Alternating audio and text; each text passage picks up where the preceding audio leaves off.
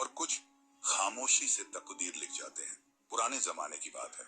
एक गांव था रोशनपुर, जहां हर दीवार पर अल्लाह का नाम लिखा जाता था, मगर दिलों पर दुनिया की मोहब्बत गहरी हो चुकी थी। लोग नमाज पढ़ते थे, लेकिन मस्जिदों से ज्यादा बाजारों की तरफ भागते थे। उसी गांव के बाहर एक तन्हा झोंपड़ी थी, और वहां रहता था एक सादा सा शख्स, अय्यूब। उम्र कोई 45 साल, दाढ़ी सफेद, चेहरा नूरानी, कपड़े मामूली, लेकिन दिल साफ, बिल्कुल आईने जैसा। लोग उसे पागल फकीर कहते थे। कोई उसकी बातों को हंसी में उड़ा देता, तो कोई कहता, ये आदमी तो किस्मत बदलने की बातें करता है, मगर खुद की हालत देखो। मगर अय्यूब हर सुबह उठकर दरिया किनारे बैठता, मछली पकड़ता नहीं, बल्कि पानी में डाली हुई खाली बाल्टी देखकर अल्लाह से दुआ करता, या रब, जो मेरे नसीब में है वही मुझे अता कर, और जो मेरी नीयत में है उसमें बरकत दे। गांव वाले हंसते, भूखा है मगर नसीब की बातें करता है। मगर अय्यूब की आंखों में शिकवा नहीं था, बल्कि सुकून था। वो कहता, लोग सोने के सिक्के ढूंढते हैं और मैं अल्लाह की रहमत। इसी गांव में 3 अमीर आदमी भी रहते थे, सलीम, बशीर और शौकत, जो हर वक्त ये सोचते थे कि किस तरह अपने तिजोरी में और दौलत भरे। वो दिखावे में बड़े नमाजी और परहेजगार थे, लेकिन अंदर से उनके दिल लालच से भरे हुए थे। एक दिन उन्होंने मिलकर कहा, इस अय्यूब को सबक सिखाते हैं, ताकि लोग समझें कि किस्मत दुआ से नहीं, दौलत से बनती है। पर उन्हें नहीं पता था, जो अल्लाह पर तवक्कुल करता है, उसके लिए नामुमकिन भी मुमकिन हो जाता है। सलीम, बशीर और शौकत तीनों ने मिलकर एक चाल चली। उन्होंने सोचा, अगर इस अय्यूब को हम सोने की ईंट दिखाकर बहकाएं और फिर उसे जलील करें, तो लोग समझेंगे कि ये फकीर बस बातें करता है, कोई करामत नहीं रखता। दूसरे दिन तीनों ने एक सोने की ईंट को एक लकड़ी के बक्से में रखा और दरिया किनारे अय्यूब की बाल्टी के पास रखा है।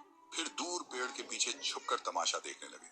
सुबह सुबह जब अय्यूब हमेशा की तरह अपने कांपते हाथों से बाल्टी उठाने गया, उसकी निगाह उस बक्से पर पड़ी। उसने बक्सा खोला और देखा, चमकती हुई सोने की ईंट। तीनों दौलतमंदों के चेहरे पर मुस्कान आ गई। अब गिरेगा ये फकीर, दौलत देखकर भागेगा। लेकिन अय्यूब ने वो सोने की ईंट 2 पल देखा और फिर पानी में फेंक दी। हाँ, सीधा पानी में, अल्लाह की राह में। फिर वो बैठ गया और बोला, या रब, मैंने कभी तुझसे सोना नहीं मांगा।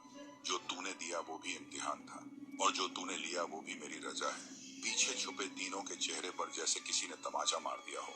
शौकत ने गुस्से में कहा, ये क्या पागलपन है, वो सोने की ईंट थी। अय्यूब मुस्कुराया और धीरे से बोला, जिसे यकीन हो अल्लाह की रोजी पर, उसे किसी इंसान की सोने की ईंट की जरूरत नहीं।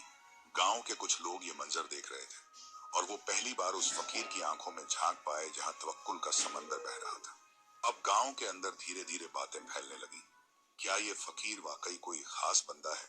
क्या उसकी दुआ में असर है, या फिर ये बस दिखावा है? अगले दिन सुबह मस्जिद के बाहर हल्की हल्की फिजा थी, लेकिन लोगों के जहन में एक ही नाम गूंज रहा था, अय्यूब फकीर। वही अय्यूब जिसे अब तक पागल कहा जाता था। अब उसकी बातें लोग अदब से सुनने लगे थे। सलीम, बशीर और शौकत की आंखों में तिलमिलाहट थी, क्योंकि वो अपनी चाल में नाकाम हो चुके थे। मगर अब वो हार मानने वाले नहीं थे। तीनों ने मिलकर एक और योजना बनाई। इस बार वो अय्यूब को पूरे गांव के सामने जलील करना चाहते थे। उन्होंने गांव के चौक में भीड़ जमा की और अय्यूब को वहीं बुलवाया। अय्यूब आया, अपनी उसी झुकी पीठ, झुकी निगाह और नूरानी चेहरे के साथ।